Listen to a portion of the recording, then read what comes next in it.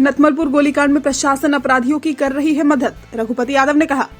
भोजपुर जिले के बढ़हरा विधानसभा क्षेत्र के नथमलपुर गोलीकांड को लेकर बढ़हरा विधानसभा क्षेत्र के पूर्व विधायक प्रत्याशी रघुपति यादव के नेतृत्व में जन अधिकार पार्टी भोजपुर के 10 सदस्य घायल खेदन बिंद और मृतक स्वर्गीय भवानी बिंद के परिजनों से गांव पहुंचकर मुलाकात की और हर संभव मदद करने की बात भी कही। वहीं मंझौली गंगा नदी में पलटने से प्रशांत कुमार सिंह के साथ 2 अन्य महिलाएं डूब गई थी। उनके परिजन से भी मिला और विगत कुछ दिन पहले आरा सदर ब्लॉक परिसर में अपराधियों द्वारा शुक्लपुरा निवासी बीडीसी वीरेंद्र कुमार जी को दिन दहाड़े गोली चलाई गई थी, उनसे भी मिलने का काम किया। फिलहाल स्वस्थ होकर अपने गांव पर है, पहले से ठीक है। आपको बता दें कि सरकार से और पुलिस से मदद भूल जाइए। सबको अपने हक और अधिकार के लिए लड़ाई लड़ना पड़ेगा। अब जरूरत है आंदोलन की।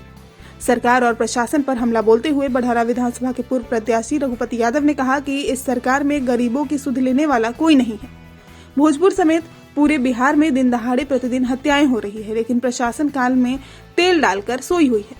अगर उपरोक्त घटना में तत्काल गिरफ्तारी और कार्रवाई नहीं होती है और नथमलपुर में पुलिस छावनी की व्यवस्था नहीं होती है तो हम सब सड़क पर उतरकर आंदोलन करने का काम करेंगे।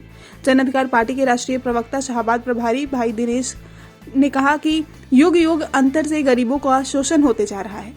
नथमलपुर में हमेशा विवाद होते रहता है, इसलिए यहाँ पर पुलिस चौकी की व्यवस्था की जाए, नहीं तो हमारी पार्टी चुप नहीं बैठेगी।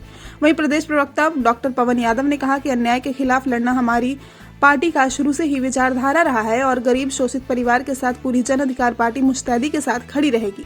टीम में राष्ट्रीय प्रवक्ता शाहबाद प्रभारी भाई दिनेश, प्रदेश प्रवक्ता डॉक्टर बबन यादव, बढ़हरा विधानसभा के पूर्व विधायक प्रत्याशी रघुपति यादव, सपा जिला अध्यक्ष धर्मेंद्र प्रसाद, सदर प्रखंड अध्यक्ष संतोष कुमार, उद्वंत नगर प्रखंड अध्यक्ष राम तपस्या यादव, समाज सेवी प्रमोद सिंह, मधुबन यादव, रविंद्र यादव, छोटे लाल राय, मैनेजर यादव इत्यादि लोग शामिल रहे।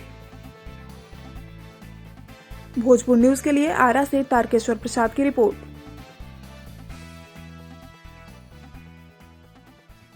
इस खबर को अगर YouTube पर देख रहे हैं तो चैनल को सब्सक्राइब कर घंटी को दबाइए। Facebook पर देख रहे हैं तो पेज को फॉलो, लाइक और वीडियो को शेयर कीजिए।